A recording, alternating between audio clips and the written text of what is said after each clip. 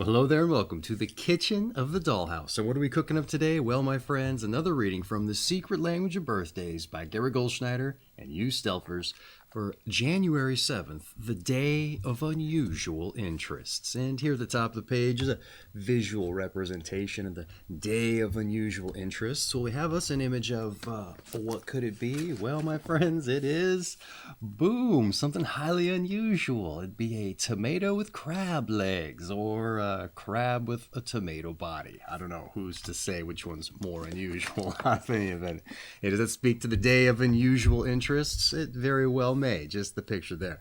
That being said, maybe we'll make some kind of connotations as to why they chose as much as we get on with the read. But that being said, not altogether all too important in the scheme of things. Not when it's January 7th and it's somebody's birthday. That's right. What's important around here is wishing you a happy birthday. That's right. So I just want to say happy birthday. But if this video finds you late, I don't know, days, weeks, months, whatever the case may be, well, I hope you had a happy birthday in that case. But for everybody else who's joining us randomly or more ideally to celebrate the January 7th birthday, I just want to say hello, welcome, and I hope you enjoy yourself. Now, before I dive in with the redirect, something I like to do around these here parts, and that is roll some dice. That's right. It says the DykASSt birthday broadcast, so I like to live up to the namesake, but I do so more importantly for synchronicity's sake. And here I rolled a 4 and a 5 for a 9. Now, what is synchronicity? You're probably wondering. Well, my friends, a lot of times we get out into the world and we're very narrow or singular of focus, almost laser, if you like. So we've got the blinders on a lot of times to the things that are going on around us. We're getting on with our day. We're getting on with our errands, driving the commute to the work there. We're just not seeing a lot of the things going on around us. So this is an exercise in getting the blinders off, if you like, because I've heard it told the universe, the powers that be, will put things down in our path to help us go after our goals or our aspirations. But if we're not seeing the things the universe is putting down for us, well, we may be taking a roundabout way of getting there. That's right. So this is, like I said, an exercise to get those blinders off and start recognizing the signs with a mutually agreed upon sign that we just can't mistake, or hopefully can't mistake. A little easier to see if you like. That's right. Your daily numbers, your 9 or your 4 and your 5 for a 9. Now, you don't have to go with the numbers that I rolled for you. The intention is there. But it's probably advisable you take your own set of dice so you can ascribe directional values and to number sets and time limits with which to go in those directions. But once you have all that figured out, pick a spot in the middle of town to kind of start from. Just get your dice roll going. So you get your daily numbers figured out, get your time limit, directional value going. Say the town square, let's say. And you set off in that direction. But like I said, get the blinders off. Start soaking up everything around you like a sponge, because you never know. The day might just start to take on a theme. All right, so let's say you get that into that first time limit, whatever direction you may happen to be going, and you're just not seeing anything out of the ordinary or unusual, if you like. So take a moment to stop, compose yourself, stay eagle-eyed for such things, and hey, I don't know, maybe look at some of the street signs. Maybe you happen to notice you're just on a 9th Avenue there. Hey, I would take that as a sign to say, hey, you're on the right path.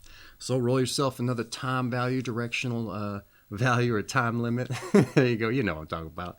And set off again. And maybe around about this time, you start seeing, I don't know, whatever it is that pops out at you. And maybe we'll take the visual representational image as an example. Some tomatoes. Maybe there's a little farmer's market you pass by, and they got like 3 tomato stands all in competition with one another. Maybe it just so happens there's a sign with a crab on it, like a big sticker of a crab. I don't know. And you're just like, well, hey, that's interesting. That was the visual representational image. Again, just take that as a sign you're on the right path. But you never know. Maybe those things start to creep up every so often in highly unusual places. Maybe as stickers on street signs or just advertisement on the side of a bus. You never know, but just take note of those things. Say, hey, there's another one that's popping up on us. There's another one. And start stacking them up. That's right. A lot of folks might say coincidence, but hey, you know what? I would say they're about the same thing. So see how many you can stack up, how many you can spy, all right? I would say that's an example of the magic that's out there in the world if we're just willing to get the blinders off. Having said that, let's say you get to the end of that other time value there, and I don't know, maybe a car pulls up and you look at, and it's just really blasting the exhaust there, or maybe the music's really thumping and it just kind of irritates you. I don't know if you're one of those folks that irritates, but let's say it irritates you, it grinds your nerves. You look at this car, and hey, you know what? Maybe it just so happens to have the word 9 in the license plate. Well, there you go. Take that as a sign. The universe is blasting out at you, trying to show you you're on the right path, all right? Even if it's in an irritating way. So maybe that car takes off in whatever direction it's going. I would say, hey, that's an indication to maybe follow that thing. So roll yourself a time value. Maybe you happen to just catch up with that car, and at the end of it, I don't know, maybe somebody gets out of the passenger seat because you catch up with them at the end of the block there, and it's a woman who's real mad or something. Maybe she doesn't like the loud music either, and the driver speeds off, and you're like, hey, are you okay? And she's like, yeah, my boyfriend, or my ex-boyfriend at this point, or girlfriend, whatever it may so happen to be, she just ended the relationship. And so you give you condolences and everything, and then you kind of just decide, all right, well, that's that. So you roll your dice, and he or she goes, what are you doing? And you're like, just be open, transparent in these kinds of situations.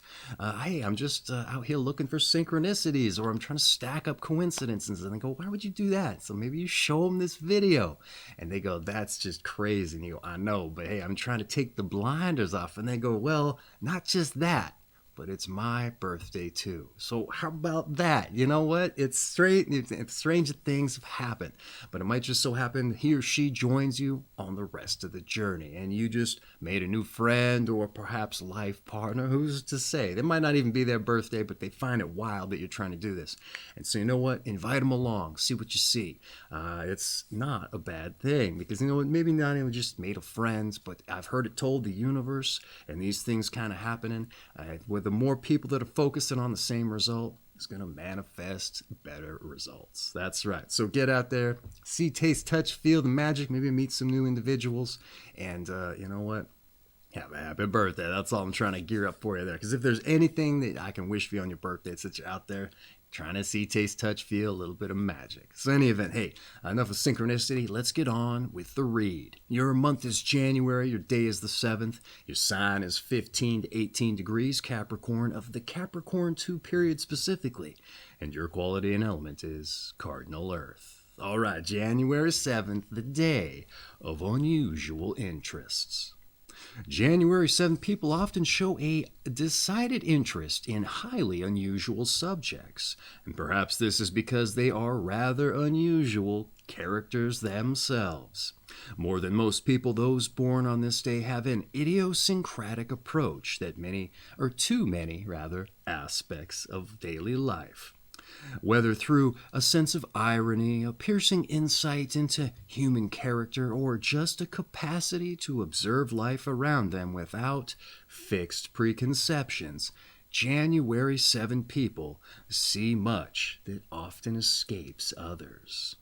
How about that?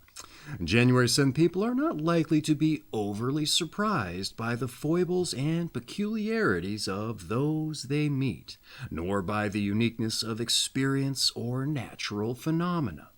Not that they are jaded, because they usually continue to appreciate and learn from what life has to offer. And where people are concerned, they realize that even the most seemingly ordinary folks share in a richness and variety, the wonder of life, or the fantasies and strange dreams of the unconscious. Indeed, those born on this day often understand how such matters impact on human behavior and habits. And in regard to natural phenomena, January 7th people tend to see the interconnectedness of things, and therefore more easily accept the coincidences, accidents, and unexplainable occurrences they encounter. And those born on this day are often rather nervous types, highly sensitive to their environment, and they can pick up on energy around them very quickly, and in particular feel negativity keenly. And indeed, January 7th people may be a bit too receptive. It is therefore important that those born on this day insulate themselves from volatile, extreme, or disturbing elements around them. And in this regard, they tend to do better when their work life is steady and their love life is stable. All right. And because January 7th people so often see the unusual in the ordinary, they may not feel that the bizarre or abnormal is a collection of isolated or strange entities, but in fact an integral part of nature and man. The flip side of this so-called normal world there. And put the quotes in the right place there. Normal world. At least for practical reasons, however, those born on this day should remain attuned to the conventions of society and the general flow of ideas and trends. Furthermore, they should remember that though every person is a part of the wonder of life, not everyone has such a unique appreciation of it, nor does everyone wish to live intensely. And for this reason, those born on January 7th should try to resolve their more imaginative, unique sides for those who truly appreciate it, and should actively seek out friends and associates who share their interests and highly heightened curiosity, or just heightened curiosity. In any event, that's been the breakdown. A rather narrow focus breakdown there today, which, I mean, in this whole period, they've been rather narrowly focused. They don't necessarily dive into what you might call the more rounded aspects, I think, like diving into you as your life as a parent or as a child or as a sibling, and then kind of venturing out from there. But within this narrow scope, I think they provided a lot of value with how they expanded out from there and how everything within that laser focus affects your life there. In any event, I kind of like to provide a little bit of a commentary as I go through the different sections here. So let's get on with a little bit of notes here, see what I had to say about it, make some connections with other days and such, outside of what I've already done. So let's get to it. January 7th, day of unusual interests. All right. Often taken with an interest in highly unusual subjects, the reading claims this may owe to you being unusual characters yourselves, all right? And as one may expect, it's said that you have an idiosyncratic approach to life. And lending to, as the reading claims, an eye for seeing a side of life that escapes others. And I'd say that's admirable, because too often, I don't know, life's just coming at us as we can, and it seems rather boilerplate, right? And you're being someone who not only thinks outside the box, but sees outside the box too, it sounds like. Someone whose head isn't strapped down in Plato's cave allegory, if you like. Interestingly, it's said that you aren't surprised by others' foibles and their own special natures there. While probably a rather apparent quality, considering you'd probably be the best person to notice as much, unusual attributes, that is. At least in their being unusual. It's because you're unusual, all right? It makes sense, all right? It's not something I had considered with regard to the topic, though, for whatever particular reason. And certainly not to the degree conveyed by the reading. So to say understand how such things impact human behavior or seeing the interconnectedness of things, that one blew right past me when I was taking all this in and considering the unusual type. Just what is their life like? That didn't occur to me, so I'm glad that they did this here. But having a capacity to more easily accept the more metaphysical aspects of life, that certainly made the fair, I would say, or not the fair, a fair amount of sense. That one seemed pretty, right across the plate. But being as the reading claims you may be rather nervous types or highly sensitive to the the environment and the energies in your proximity, that also escaped me. I'd never considered that much. And that also seems to make sense as soon as it's brought up. What else do we have here? Let's see. The fuller extent of being an unusual type, not necessarily in my mind correlating to such things in such a way, despite how much sense it seems to make. Again, like I said there, I just want to make sure I didn't miss anything, even though the ad-libs get me there sometimes. I suppose I just looked at it on its face value, all right? And no different than anything else outside of acting a little different there, if you like. Which I feel a little let down in my own myopia there, if I'm being honest, or I do mind telling you as much. That's not something I'd like to admit. Having said that, the reading advises insulating yourself against volatile or extreme circumstances due to your hypersensitivity, claiming you work best in stable environments. For an interesting note, that one kind of blew me away there. It took me for a turn because I would have thought, well, if it's an unusual individual, sees all these unusual things, thinks they're normal, hey, maybe they flourish in an unusual environment rather. Hey, not so, apparently. You need a little bit of stability in your life. So I like that too. All right, it brings you back down to base, if you like. Your unusual nature ostensibly not working well in unusual settings, all right? Seeing the unusual, they said, as integral aspects of life and remaining attuned to typical connections and being aware of how people respond to such idiosyncrasies rounds out a highly surprising, but like I said, a rather narrow-focused birthday. And I like that they kind of brought this in and talked about a few of the ways that this may impact you and how you should look out for or maybe caution against certain things. It's interesting they bring those things up, kind of, again, just helps you kind of go into life with something to think about. Like to say, maybe you didn't realize you're hypersensitive in such a way. You're just living your life. You don't necessarily have something to compare it to. Maybe you know you're a little unusual with regard to those things, but maybe you don't know the finer ways that's connected or presents. Because maybe the things that you experience aren't typical for other folks. Like, you find things grating more so than other people would. Kind of interesting, unless we're out there really examining and interviewing people and getting to know things, or like bouncing things off of a therapist and just someone you meet on the street and they're like, oh yeah, that's not typical of usual. Like, oh, interesting. I think you get the point, but hey, I'm glad that they conveyed that stuff is what I'm trying to say here.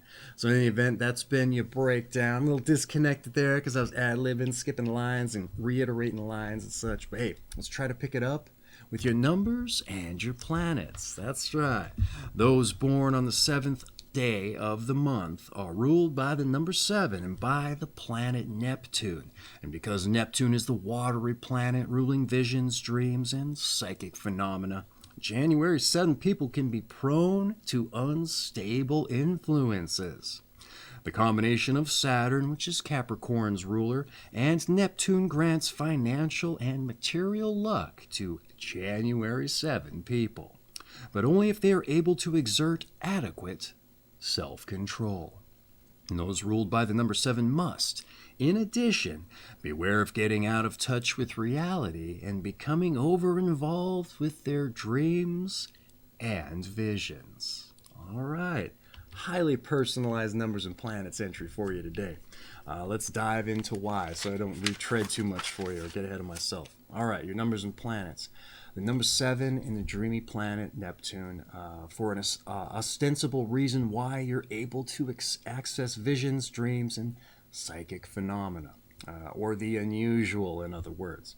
The reading warns of being prone to unstable influences, and I would assume this dynamic on account of Saturn's conflicting influence with most planets, or at least based on how such frustrations and conflicts were presenting during the Sagittarius Capricorn cusp period. I say that because all too often the folks in that period, they were just kept encountering frustrations and conflicts because Saturn and Jupiter in that particular period, they were a contrasting dynamic there. And then that got coupled with whatever planet happened to be ruling that particular day. And so they were just rife with frustrations through the whole period. As that advanced into the Capricorn period, it seemed to lessen quite a bit to a certain extent. And that started surprising me. But now this period's coming up on us, and some of the Saturn's starting to present with some conflicts again, surprisingly. So I don't know, it's kind of a Russian roulette type deal, but maybe with 3 in the chamber and 3 empty. I don't know. Assuming six round chamber there. So let's see, but let's get on to it here. But if this coupling is said to grant financial and material luck, I'm at a loss as to why. Or what makes this even more confusing is Jupiter's influence is nowhere to be seen here. And Jupiter's the only planet that I can recall coming across that imparts material luck. But like I said, that's not here. That has nothing to do with your day between Neptune and Saturn. So I'm curious where this luck comes up for you. But I'm not going to question it too much, and probably neither should you. But there was a caveat in there. They said you had to you had to exercise adequate self-control for that to happen. So I don't know where they're getting their information from, but hey, it's interesting nonetheless. So there you go. If you're able to exercise adequate self-control, there might just be a positive in it for you outside of, I don't know, relating to society better. Who's to say? Anyway, I think you get the point.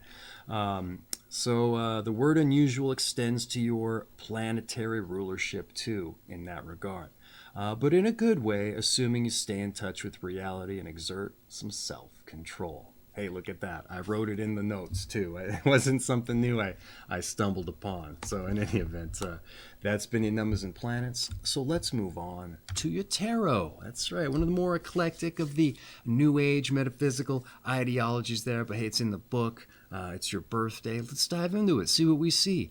Oftentimes we can make some connections with other things and hey, we can leave it here in the book and get on with our lives. You don't have to take it home and start dealing out the cards to inspire our every whim and flight of fancy. So here we go. The 7th card of the major arcana is the Chariot, which shows a triumphant figure moving through the world and manifesting his physical presence in a dynamic way. The card may be interpreted to mean that no matter how narrow or precarious the correct path, one must continue on. And the good side of this card posits success, talent, and efficiency. And the bad side suggests a dictatorial attitude and a poor sense of direction. All right. This was a total copy-paste job here with the tarot card. But sometimes that's a trade-off if they personalize the numbers and planets. In any event, let's get into it. The Chariot, the triumphant figure moving through the world, manifesting his presence in a dynamic way. And just from that description alone, I'd argue it's a very apt card based on the breakdown there. Even before the positives of success, talent, and efficiency, or persevering on your path are mentioned, let's see, yeah, even before then. All right, negative qualities of a dictatorial attitude and poor sense of direction are mentioned. So mind that you aren't imposing your views on other people. Unless you stay in touch, or you also want to keep one foot in reality there. Unless you keep your head in the clouds and just get totally out of swing with everything, or go highly unusual if you like. At least that's what it sounds like there. So they're giving you a little bit of a reason to stay grounded. That's right. And I would say one of the positives is going to be you get that luck. That's right. So maintain that sense of self-control. Anyway, that's been your tarot. Not much to say, but I think there was a lot of value in there. They did a copy-paste job, and so I kind of did too, I guess, apparently when I wrote the notes. So in any event, that's been your tarot. Let's move on to your health. Hopefully we get a little more into it here. Because of their sensitivity to the environment, January 7th people, as mentioned, can be a bit nervous, and therefore may be prone to allergies or fatigue. Highly balanced diets, rather, are recommended to keep body systems on track, particularly grains, earthy vegetables, breads, and moderate amounts of meat, or substitute proteins such as tofu, nuts, and legumes. Grounding physical energies are also important, and therefore vigorous daily exercise is recommended. But if this is not possible, then yoga or stretching can be beneficial as well. Particularly with advancing age, those born on this day should keep active, as they may be vulnerable to rheumatic or arthritic conditions. Plenty of sleep is necessary for January 7 people to work out their fantasies in the world of the unconscious, but should not become a means of escape from responsibilities or emotional concerns. All right, very interesting. So what I have to say about your health here, let's dive into it. All right, you're highly nervous by nature, they said, all right, or at least nervous by nature. Based on your sensitivity, it's once again mentioned and is claimed to extend to your allergies and maybe to fatigue as well. Specific diet with earthy focus is mentioned to keep you grounded, ostensibly, all right? With mention of vigorous exercise to accomplish the same ends, I'm assuming. Really got to keep yourself down to the ground there, okay? What else do we have here? Plenty of sleep for that dream work mentioned, which I've only seen pop up in the book maybe once or twice before. It's very rare with the dream work aspect there. Though I know they didn't say it directly, that's what popped up the other few times there. Maybe even just one time. What else? So maybe take note of as much as the point there. Arthritis and artery issues are also mentioned by the breakdown. Though arthritis is new here, the arteries and stuff have popped up before. And also the skeleton. The skeleton's a body area for the Sagittarius. So get your vitamins, your minerals, your calcium there. Protect that. Your osteoporosis medication, if there is such a thing for that. I don't know how you take care of your skeleton otherwise. But again, veins and skeleton are body area, so take care of such things. But yeah, the arthritis popping up, that's interesting. I don't know how you prevent that one. So do with that information what you will. Like I said, I don't know how to prevent the arthritis or the other things other than your maybe watching your cholesterol intake and your calcium. All right, total retread with all my ad-libs. Boy, it seems to be the running theme today, so be on the lookout for that one if you get out there on a synchronicity walk. All right, that's been your health, so let's move on to some advice. All right, don't close off from the world, and find those with whom you can share thoughts and feelings, and take time out from your involvements to rest. All right, hey, I like that. A little bit of retread with that stuff, but again, they're trying to show you where the value is, I would say, or what you should really concern yourself with. A lot of times I think that's the case too. They really want to make sure you know that. So what did I have to say here? Don't close off, okay? Let's get to the right camera here, buddy. Don't close off. And I got to adjust the book. Always all out sorts today. I didn't really pick up on being closed off aspect. You seemed rather open to the world, at least by my take on things. But escape did come up, and sensitivity to your environment. So maybe that's part of it. There's too much going on, and you need to get away from it. And maybe that just starts to take on a running theme there for you and get away from itself. And just considering you're probably aware that you stand outside the fray, and that may affect you. So yeah, again, you may try to steal away because of that fact. You don't feel like you fit in. Who's to say? Let's see, what else do they say here? Finding those with whom you can share your thoughts and your feelings. Also, your unusual life, more importantly, I would say. Okay, it's going to be interesting to someone, for sure. So find those individuals who share in your magic or delight in it as much. Because I think a lot of folks recognize how rote this life is too, and they need somebody in it to help shake it up for them. That might just be you, or the person that points out the things that are unusual so that they can see it too. That's huge. That's instrumental in and of itself, even if you're not acting weird. So there you go. And I don't even know that they said you act weird there. You're just an unusual type. All right. Take time to rest. You need to be able to charge your unusual batteries there. There were really tiny ones, perhaps, that they only used in clocks, and it cost like $20 just to tell the time there. Maybe, who's to say? For a watch allegory there. Here we go. Do the dream work too, it sounds like, okay? Which I can't get behind well enough, or a better way of saying that. I'm right behind you with the dream work there. A lot of times I find that the subconscious helps you work things out that take years in your waking life. So why not just let go of those things and let the dreams handle it? I kind of decided. A lot easier to say than to do, but the idea is there. You also wouldn't want to restrict yourself to living in a box. Where outside it is where you flourish, all right? At least I wouldn't assume. That's right. So think, see outside the box like it said you're able to do, though I don't think they said it directly. That was more something that I drew from it. And even that's what I had to say about your advice. So let's move on to your meditation. All right. Hey, me writing down the notes in the book threw me off all over the place. All right, your meditation. A problem encountered may be an opportunity granted. Interesting. All right. One more time. A problem encountered may be an opportunity granted. All right. Hey, I don't necessarily have an interpretation for you specifically on this particular meditation, but you know what? Even if I did, I wouldn't impart it anyway. There's no point in doing as much. It's your meditation. It's your birthday. It wouldn't serve you if I gave some explanation for why I thought it applied, right?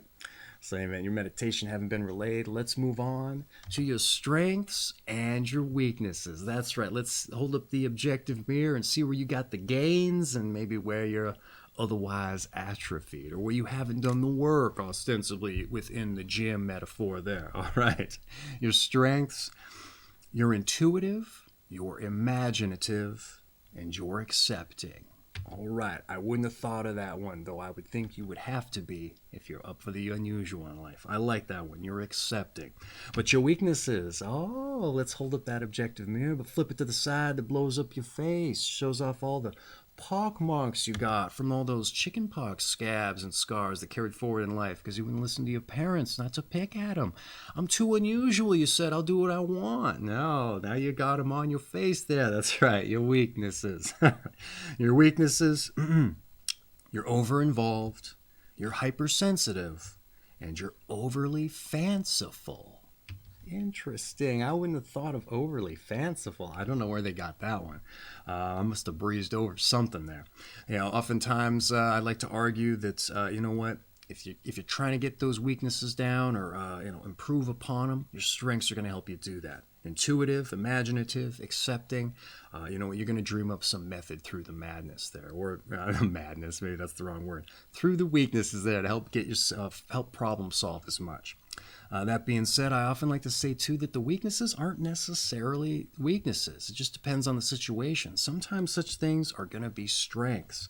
Hypersensitive, you know what? You're going to be picking up on things and situations that other people may not.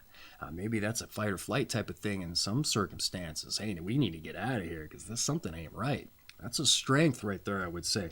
I'd say the weakness there is maybe it's on all the time, and so you need to know how to dial it in particular. Over-involved, sometimes that could be a weakness, other times a strength. Maybe sometimes you're in a situation where some other people aren't involved enough, and so you got to pick up the slack. But if you're over-involved, hey, it's nothing to you. Boom, you're going to pick up the slack like it's nothing. Perhaps. I don't know. Overly fanciful is a weakness. Like I said, this one was just so surprising to me, I can't even think of how that's a weakness or how you can turn it into a strength if it is. So in any event, just be mindful of as much. Maybe that's just something that dovetails in with the unusual nature there. Who's to say? But I also like to argue our weaknesses make us who we are, so don't get rid of them altogether. All right, that's been your strengths and weaknesses. And having said that, let's move on to your, but to who's born on this day. That's right, born on this day.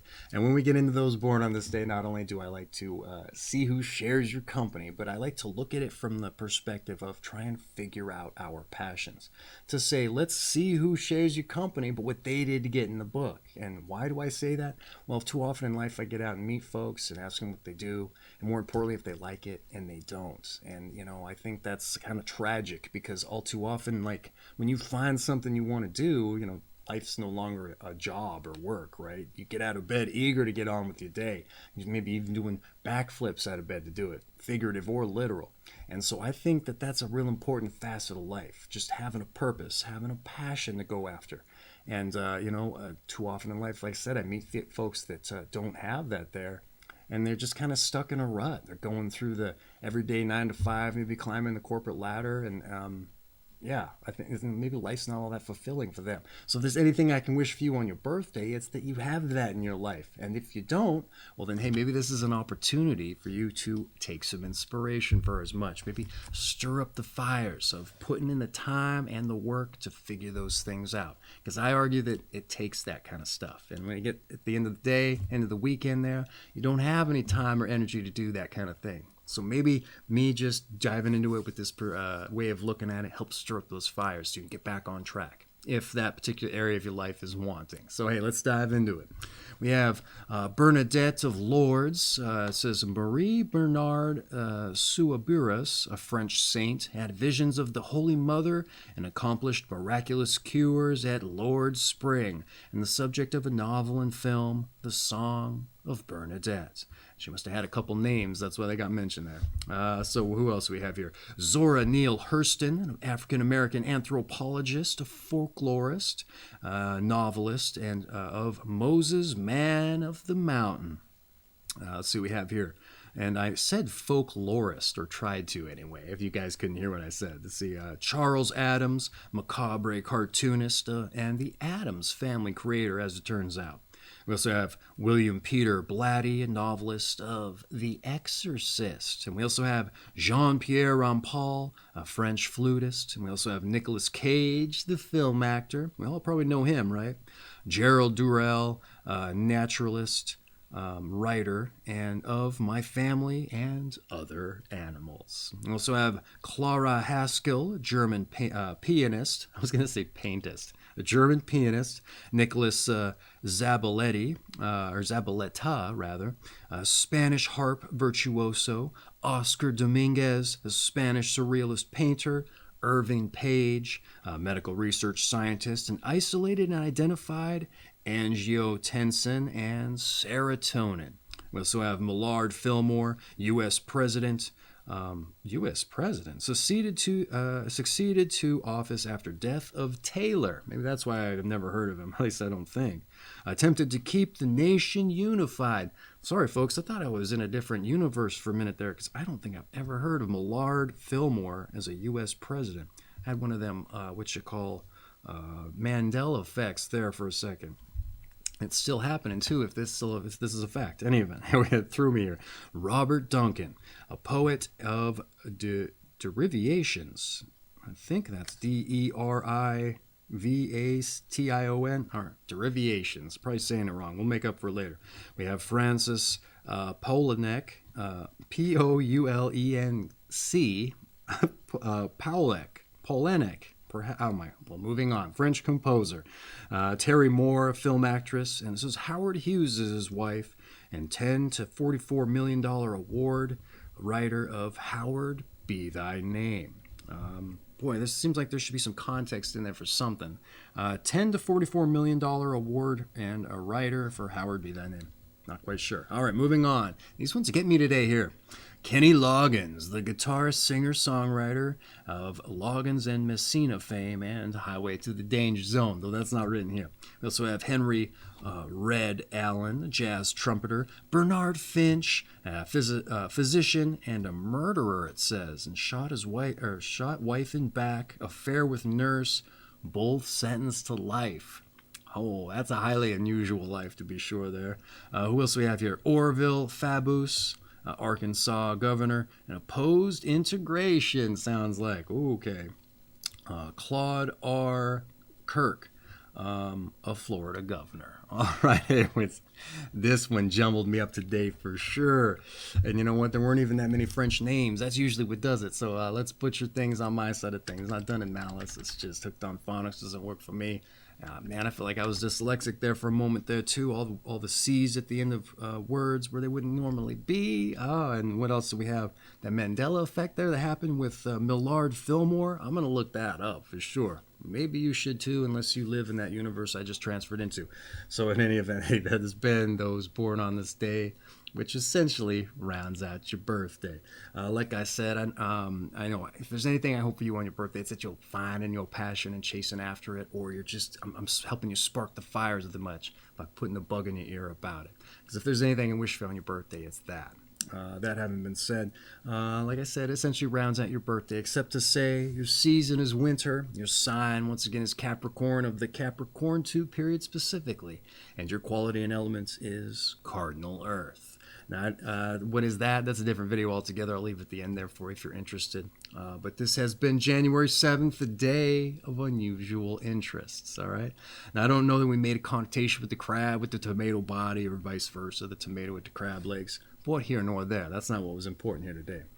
And this has been The Secret Language of Birthdays by Gary Goldschneider and Used Elfers. I have an affiliate link for this book down in the description. Help you type it in the browser there instead. It's going to be easier for you to click on that than type it in the browser, so I'm trying to say.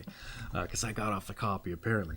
You know what? It makes a great coffee table book. It's you're going to get through it quicker than I can do it for you. And it's going to, I don't know, get the conversation started. If you have any kind of company over for, say, a party, people are like expecting something unusual out of you, right? Well, you know what? Maybe you're kind of off on your game that day. Break this thing out. Let me tell you something. The conversation is going to get flowing for better or for worse. And you know what? Those are the best parties. There's a little bit of conflict there in the stream, if you like. A little blood on the table, perhaps, who's to say? Even amidst the pages, and then you have a story for another time, right? Anyway, I think you get the point with the book there. Not altogether all too important. That having been said, what is important, like I said at the top here, wishing you a happy birthday. That's right. So once again, I just want to wish you a happy birthday. But for everybody else who joined us, hey, I hope you enjoyed yourself. I was a bit disconnected there a lot of times within the read, but you know what? That's how it goes with the one shot, one take sometimes. But once again, hey, I just want to thank you for joining us, and I hope to see you for your birthday read too. We'll see how disconnected I can get with that one. That's right. But lest I forget, for all of you folks, your daily numbers. Yeah, that applies to even those whose birthday it wasn't. 5 and a 4 for a 9. Get out there, see, taste, touch, feel, smell, all the magic you can find. Intuit the magic, all the senses, and you're going to understand why I brought it up and wished it for you on your birthday there, or just a regular day for you folks whose birthday it isn't.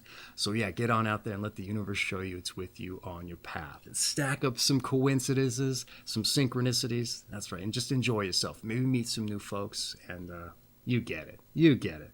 That having been said, once again, happy birthday. I want to thank all of you for the pleasure of your time. It's been a pleasure. Thank you for letting me share your birthday with you.